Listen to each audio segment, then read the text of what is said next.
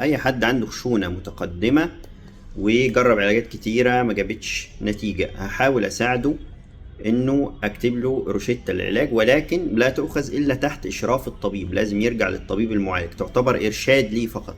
اول دواء معانا هو سيمباتكس 20 مللي جرام كبسول مرة قبل النوم لمدة شهر.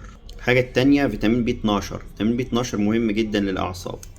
أومنيفورا أمبول عضل كل 3 أيام لمدة شهر. هناخد بقى دواء للخشونة يحتوي على مادة الكولاجين. من أشهر الأدوية دي الجينوفيل أدفانس. جينوفيل أدفانس مرة يوميا لمدة شهر. ده كده أهم 3 أدوية لا تؤخذ إلا تحت إشراف الطبيب. دهان موضعي ار اكس جل، دهان 3 مرات بعد الكمادات الدافية. بعد كمادات دافية اهي.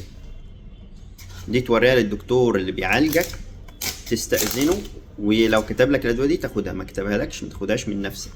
الروشتة اهي.